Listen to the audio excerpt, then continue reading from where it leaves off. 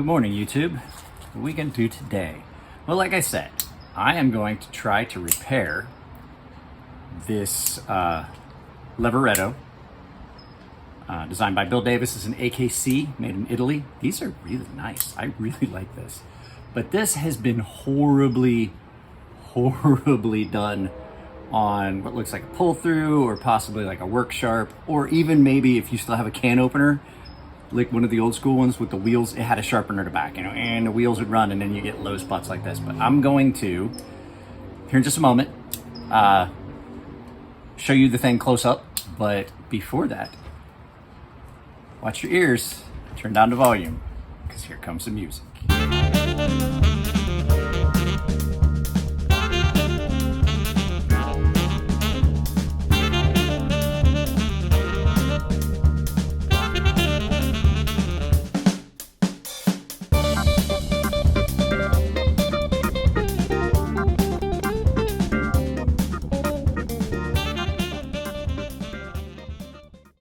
Okay, so this is a Lavoretto that is belongs to my friend Matthew's fiance's uncle, I believe, and it has been sharpened on a pull through, possibly, like I said, on like a rotating sharpener, or like one of those KitchenAid sharpeners. That, I mean, I have one here that I got just to do a video I was going to show you guys, and I just can't bring myself to do it. So let's turn this around and take a quick look at what is going on with this knife that we have got to take care of. And like I said, I'm going to film the whole thing. This might be a longer video. I'm not exactly 100% sure how I'm going to do it yet. There's going to be a lot of breaks because I'm doing chicken in the sous vide so that I can do some deep fried chicken. So I'm going to have to do that, take breaks and check on that stuff. But yeah, we are going to try to sharpen this start to finish today. Let's go ahead and flip this around and take a look at it, because it's pretty horrible. Guys, like I said, as you can see, this is a really nice lever activated stiletto. But when you look at the edge, oh my goodness, guys, oh my goodness. So it is pretty horrible. There's a low spot there. I mean, it has just been almost ruined. So with much further ado, we are just going to flip this around and get everything started. So I've moved you guys back a little bit, and I'm just going to jump right into it. I got this is D2 steel, so I have got baking soda in this because I don't want the water. I want to lower the pH of the water a little bit. Now I'm going to try and keep you guys in frame. So all I'm doing right now is, I usually don't use this stone. This is that super coarse diamond stone that David Scott, that makes these matrix stones, sent me, and I'm going to try and see if this might be a good, really coarse stone for me to reset all of this. This is going to be a nightmare, guys. I usually don't use this on knives that have got a very good finish on, because it has a tendency to scratch behind the edge bevel. It does get diamond that breaks loose, and you can kind of see the slurry that's forming behind that. There's some diamond in that, some pretty coarse diamond, and sometimes it scratches behind the actual edge bevel. So that this stone doesn't usually get used, but on something like this where I have to do a coarse reset, yeah, we're gonna do it. So let's see here. Need to get a little bit more water, and like I said, with D2 steel does like to rust. So I don't think this is cutting quite the way I want it to. It's just not got enough.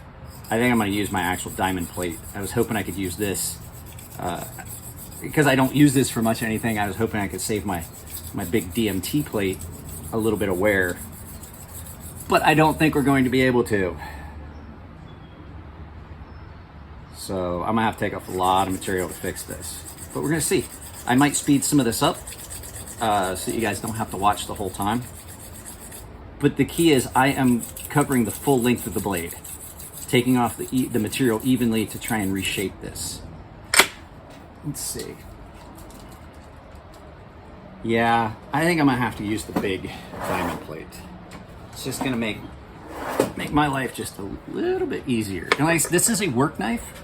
I guess Matt's fiance's uncle uses this knife to work, and so we're not going to go super crazy on the polish.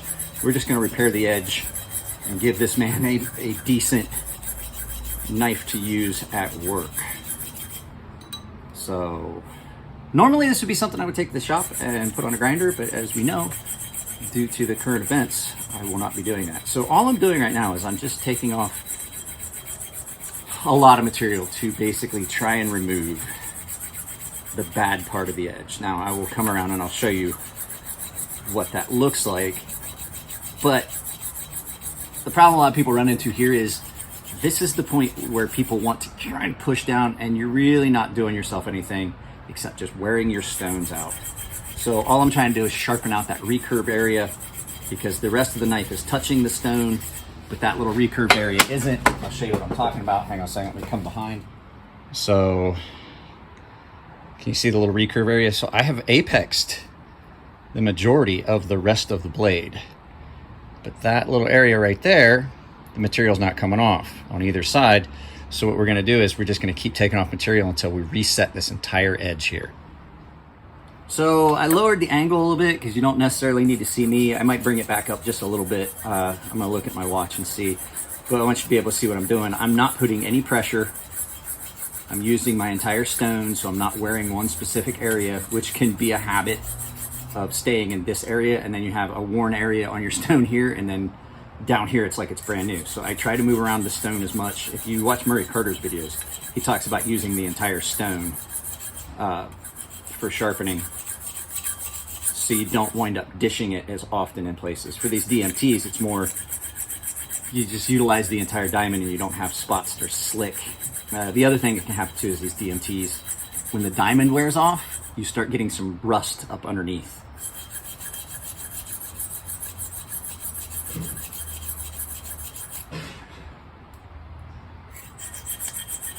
This thing is D2 is not real super hard to sharpen. Let me look at the angle on this. I can bring that up ever so slightly. There we go. You guys can see a little bit better. You're still able to see me. We're in frame. I can look at the camera. So we're doing this real time so we can kind of keep an eye on, see how much. The only cut I did was just when I was coming behind the camera. I just didn't want you guys to have to deal with the camera moving. And even with a little bit of baking soda in the water, the stone's already starting to turn an orange. I've almost got that recurve out. I think a couple more minutes on this stone and we should have reset that entire angle. Now, if this was a knife made in like 20 CV with a super hard heat treat, or some of the 440C variants actually are really hard to, they just don't want to cut. They're really, really hard. As my father said, buck knives have a tendency to be, to quote my father, harder than the hubs of hell. So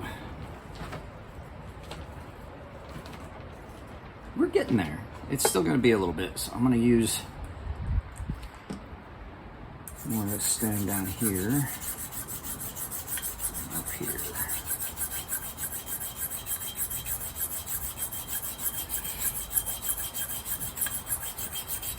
Oh, this is going to be, it's always the last little bit that's so hard to finally even up and make sure that it's flat and straight and true.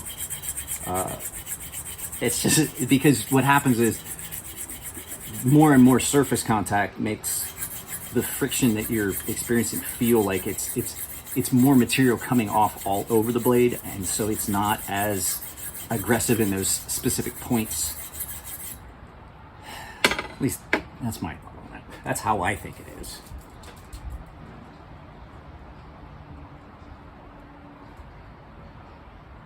Almost there.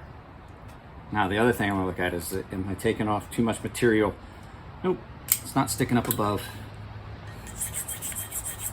But we have to take off material across the entire length of the knife, heel to tip, to even out that fairly straight edge that this knife had before. So there's not a lot of life left on this knife after this. The gentleman that owned this has mistreated this knife as far as sharpening for a long time, taken off way more material than it needed, especially in specific areas like that tip.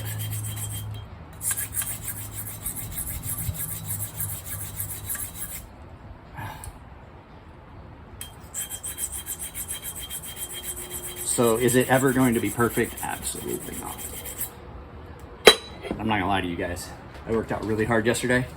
That gets heavy, holding it like that. So I think we're at a point where we can start working our way down to stones. So, like I said, this is not going to be super high polished, so I figured this would be a nice one we could use as an example of an edge repair, like extreme edge repair. This is not my typical edge repair. I usually don't do knives that are this bad without taking them up the shop, just throw them on the grinder and just reset that edge like that. But I don't have them available to me, and I thought it would be a fun video. I haven't done a live sharpening, full sharpening video for a long time. So I'm just curious how long it's gonna take me. So I think we're just gonna film it in real time. The flip side is, like I said, this is D2 steel. It's not super hard to sharpen, and it's a pretty straightforward blade shape. The stiletto type is straight edged, pretty simple, easy to do. So I'm currently on a 250 grit stone, taking off the coarse scratch pattern from that very coarse 50 or 80 grit diamond plate. And I won't be finishing this on my diamond stones. I'm gonna use the aluminum oxides because D2, I'm only taking it to about 600, maybe 1,000 grit. D2 does fine with that. I wouldn't want to try and take it up to a super fine polish all aluminum oxide. I would still use my diamond 2 and 4,000 and then work my way up. And guys, if you need something that's coming in at 12,000 grit, I have a new stone that came in, but it's got to have some time to break in.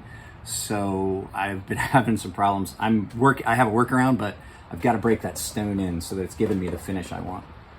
So let's go ahead and we'll see if we missed any of the scratch pattern.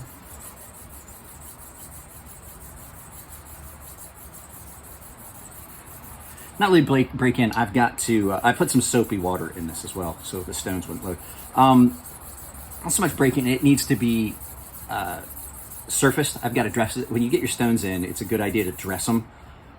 It's a stone that's going to need dressed a couple times to make sure it's as flat as I want and that it cuts the way I want. It opens some of the abrasive in the stones. So to bridge that gap, I have a stone that I'm using. It's a piece of an old stone for my 8,000 grit. So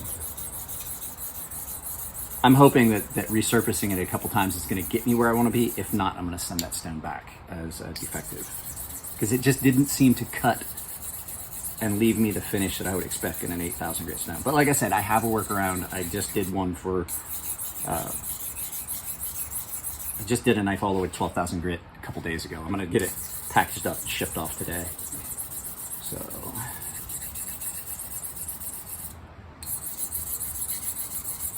Let's put a 2 water on that. It's dry today. The air out here is really dry. So, let's see how this looks.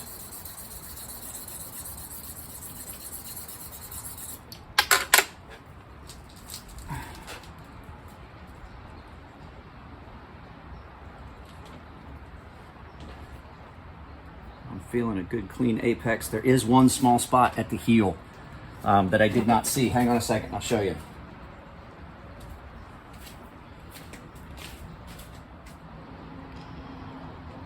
See if I can get it to focus. There is a spot right there. Can you guys see it that I did not see until I went to the higher stone because it was obscured by, you can see that the coarser stone was touching, but this stone is not. That's what happens sometimes. You get these areas and you won't see spots that are bad until you switch, because that is my coarse stone and then that is that 400 grit. So I need to go back down and take out that material right there. So I think we're gonna go back down and use this one. I think that I can work on this stone because I don't have to take off as much material as I did with that big recurve at the front. So this stone will be fine. And it cuts, this stone cuts really well too.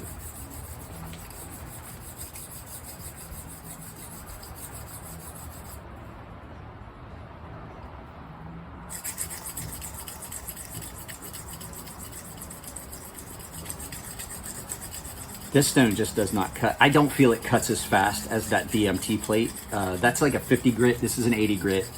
I feel like that DMT plate cuts better, but this seems to be getting it done, so. And this. Thought we were there. I thought we were there.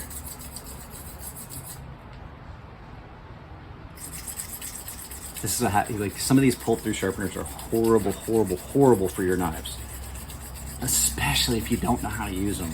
If you're using something like a Work Sharp belt system or a pull-through, or even some of the other fixtured systems, you can really, really screw up a knife badly.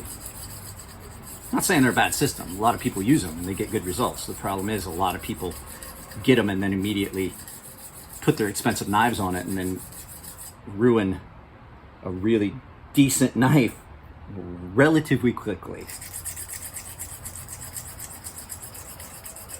I've seen a lot of knives come in, expensive, quality knives come in that were wrecked. I had a guy, there was a guy that bought a custom for several $100s. When he sent it to me, he's like, hey, the guy screwed up the sharpening and it was so bad that Elliot and I both agreed that the only way to fix that would be to make a new blade for it. And the guy asked me if I could do it, and I was like, no, I will not reblade, will not make a new blade for this custom knife. It is unfair to the designer. So I told him, I was like, you could probably ask the maker real nice. A lot of times makers don't like seeing their things destroyed, and you could probably work it out where they would repair it. Now, would it be free? Probably not. I've seen a lot of makers that will take knives that somebody bought on a secondary market and they'll be like, I'll fix it for you. Just pay me the price of materials. Basically is the way it works sometimes. You pay for the price of materials, I'll put a new blade in it. And I've seen some makers that just do a one-for-one replacement. So, but that got to be careful on the secondary market. So let's see, where are we at on this? That's still pretty bad. We're gonna have to spend a little bit more time on this. It's important, even though that it's only on one side that is got a low spot. It's only on the one side of the blade, but it's important to remove material off both sides of the blades, or you wind up with asymmetrical edge. So you pretty much have to spend as much time on one side of the blade as you do on the other. That's just the cardinal rule of sharpening. Unless you're doing a chisel grind, which sometimes the chisel grind will get you to a better place. That Autocrat, I was thinking about it after, and I got to looking at the edge after I sharpened it. That Benchmade Autocrat.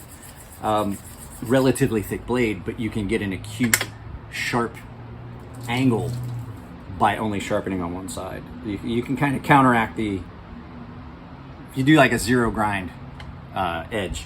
You can get away with a thicker blade stock because you can get a keener edge that way with a chisel grind. There's reasons for it, like on certain knives, but I still don't like it.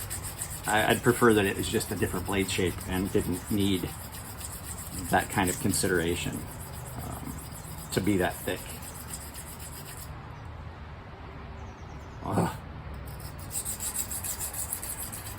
I promised you I'd do it, Matt. We got 4 minutes and 3. Like I said, this is probably gonna be a longer video, but some of you guys like the longer sharpening videos. Let's see here.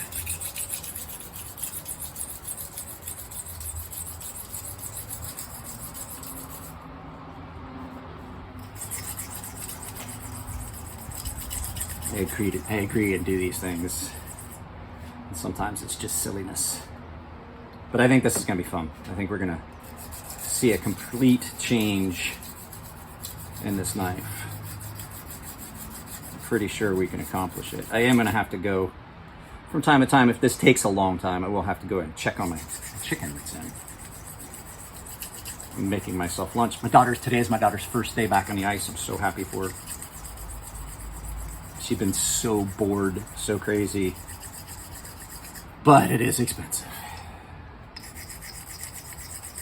So it's back to time for me to start putting up the GoFundMe in the community section again, or the description section again. So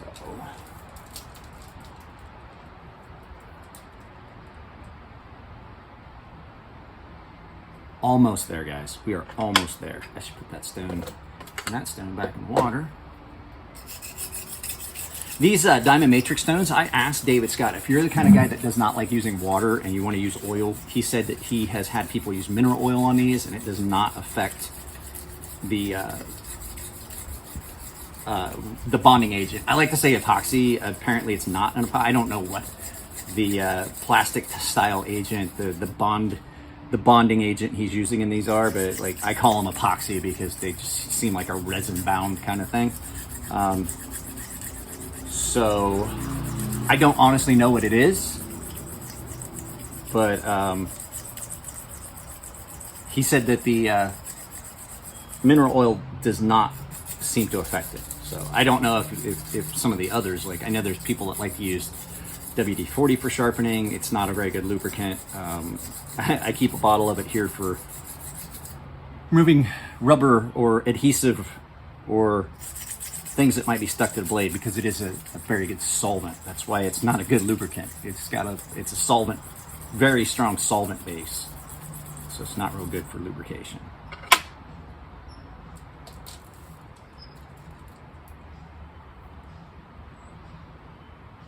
Almost, guys. Hang on a second. I'll bring it around. I'll show you how close. Really close. Let me zoom in a little.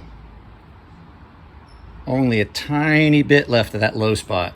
No remnant of low spot at the front.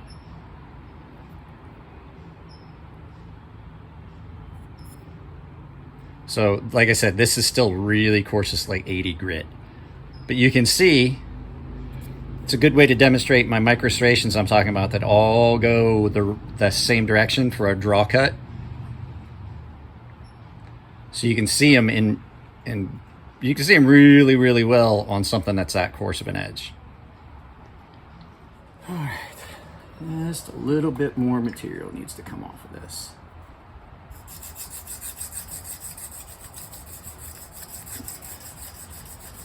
So the reason I switched to this stone is this stone does not take it. I can isolate specific areas of the blade and then marry it back in, so I can take off. If you see, I can focus in that area and then go back. I can't do that on that bigger stone. This allows me to pick and choose where I'm taking material off. That is one of the things I like about these Edge Pro size stones.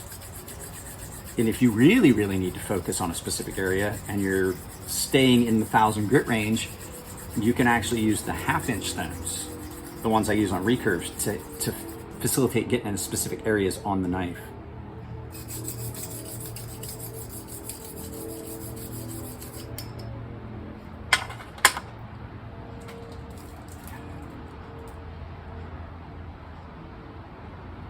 Almost, ever so slightly, a little bit more material, and then that was a low spot on one side of the knife. That indicate that would be something I would see on like an electric, not necessarily pull through, but like an electric sharpener, and both of those low spots would be really, really indicative of like an electric style sharpener, like a Work Sharp or one of those Chef's Choice with the reciprocating stones. If you hold it in one spot for too long, you'll get that. So yeah, we are ready to go from 80 to 250. So the first two stones are diamond, and then the next stones are going to be aluminum oxide, and I'm going to finish at 1,000. Maybe I might stop at 600. It depends on how that edge on this feels. Like I said, this is a work knife. So now comes the part where we even out all of that by making sure that we're covering the full length of the blade, and then we're going to look for any low spots that we may have missed with the coarser stone. Like I said, sometimes you won't see it until you get down to a lower stone, and then the finer grit can't get into a low spot as easily or at all, and then you'll see that scratch pattern, that coarser scratch pattern area show up. Because you've polished everything around it, and the finer grit just can't get down in there. D2 is one of the steels that does load these diamond stones pretty easily. So let's see. How did we do? There's still just a tiny, tiny little spot that now I can see, but I think that by the time I'm done on this stone, that it'll be gone.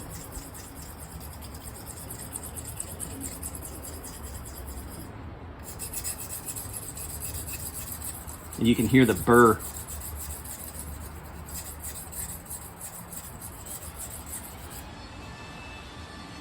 The first couple strokes, the burr is definitely really prominent. Oh, I'm sorry guys about background noise. I'll see what I can do in the editing suite with the audio.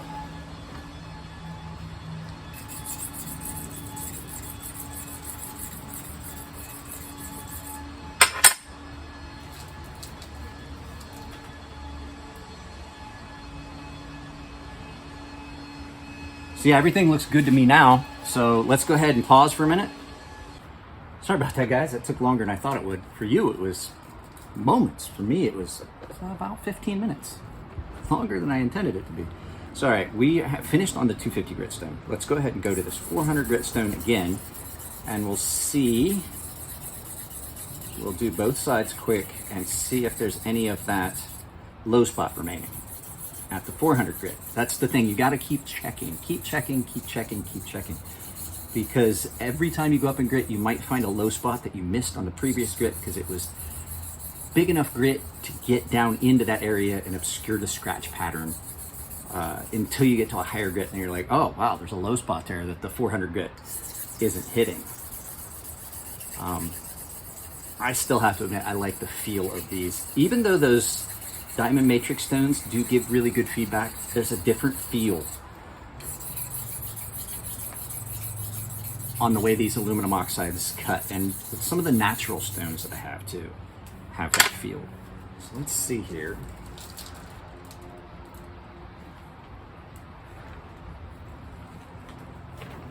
No, we're good. We're good. So I didn't do anything while you guys were gone. This is still just real time. You're seeing everything in real time. So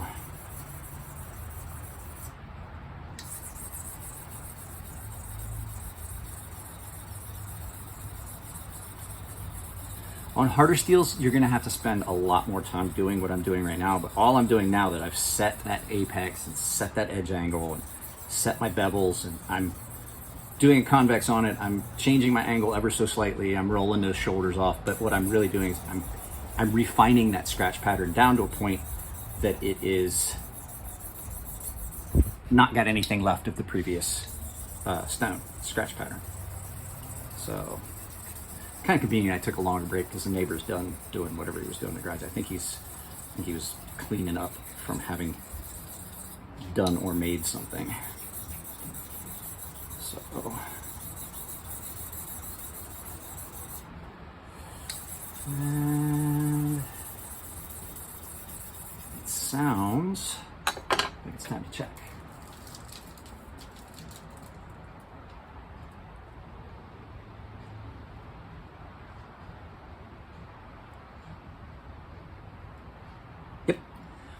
Done on a 600. D2 cuts really well. Like I said, if this was a harder steel, we would be spending a lot more time doing this. If it was a harder steel, I wouldn't have taken on this project.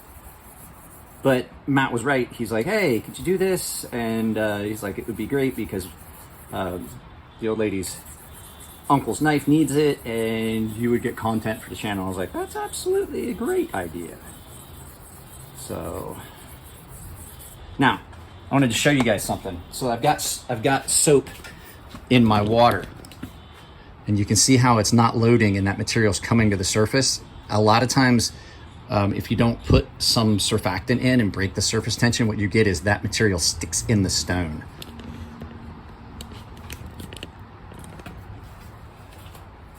And you don't want that to stick in your stone, and I keep not getting you guys up high enough. So let's see here. When I edit this together, I will time the actual sharpening part and I'll let you know start to finish time. But I mean, basically the entire video just is that, start to finish sharpening.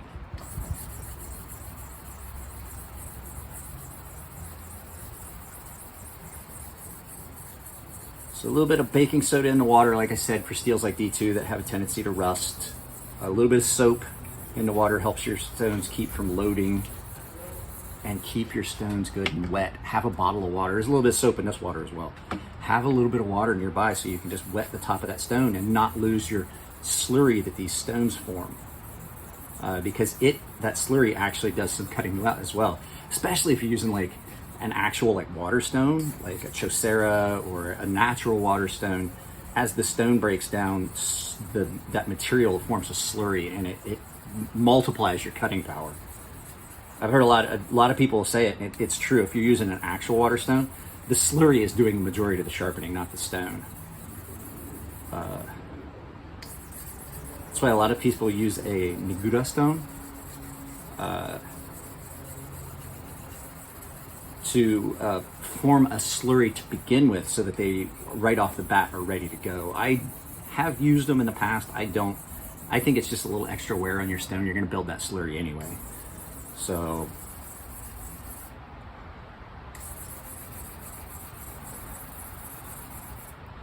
I think, judging by the amount of black material in that slurry, we've reached a point where I can look at this and say that we're ready to strop it. I believe that I am correct. A little bit of a shoulder that you can still see from my multiple edges, my multiple angles. I'm going to go back and I'm going to touch that out. A lot of that will come out during the actual stropping that I do after to clean up the edge. So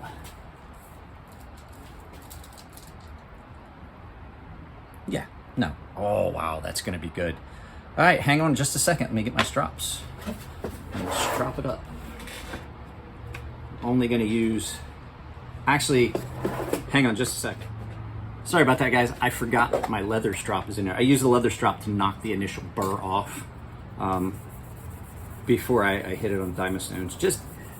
Or on the diamond strop, just because it's a lot easier on my diamond, my balsa wood, to make sure that there's no burr. So I just knock off that burr initially and then move to my actual diamond strop.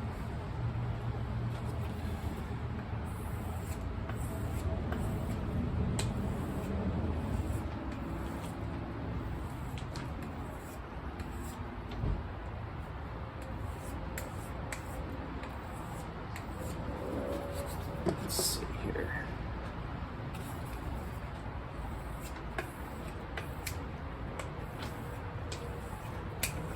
And this is only going to polish up so much. It is a 1,000 grit inch. It's not a 10 or a 10, 12 or 13. But now I have to go back because that strop is acting weird. We may just do it on this and this alone.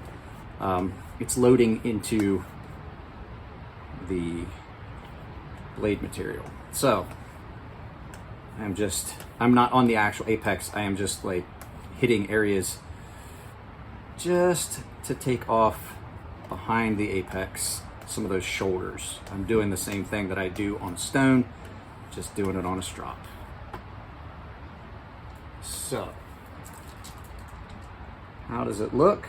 Well, it looks way better than it did, but I've still got a little bit of a shoulder on that back area I want to get. Doesn't affect work. Does it affect? No. Is it aesthetic? 100%. But you guys know how I am about how I want knives to leave, even if it's a crappy little work knife. So,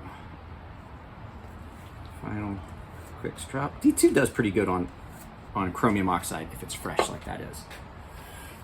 So, let's do the testing and I'll show you. Let's do some final testing. Thank you to my friend Derek for the magazine that Derek sends out every month. It is compliments of his company. I get it every month and I look through it and then I use it for test material. So there we go. So you guys saw the full-on sharpening, start to finish. We'll take a look at it so you guys can see the change in this edge. So hang out just a second, I'll turn it around. So guys, I still have to do the cleanup on the action, but you can see that edge, with the exception that there's a little bit of stropping compound left on it. That edge looks 100% different. It's got a good convex to it. It is razor sharp, and I didn't take off too much material at the tip so that when it's closed, it does not stick out. That was my fear, that I would take off so much material that I would kick the tip up and then it would stick out and then it would be a hazard.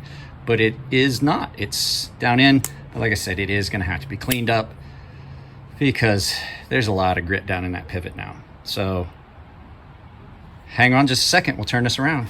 There you go, guys. Full on start to finish edge repair on a knife. Now, like I said, the last thing to do is just clean it up. I got to make sure I get this good and cleaned up and dry because it is D2, it will rust, and I don't want there to be any rust down in the pivot or anything because it'll affect the action. So there you go, guys. Full edge repair on the Lavoretto from AKC in Italy. This is actually a really nice little knife. It's really comfortable for a stiletto. So D2 tool steel. These are about $100 on their website. Matt and I were looking at it. So by Bill Deshivs, S-H-I-V-S, Shivs, it's H-I-V, Deshiv, it's a shiv. All right, guys, I love y'all. If you like the videos, give them a thumbs up. If you don't, give them a thumbs down. I'm gonna put all this stuff in the corners. And like I said, if you want exclusive content and giveaways, follow the link in the description below for joining my membership. All right, guys, I love y'all. Have a good, safe weekend. Take care of yourselves, and I'll see you next time.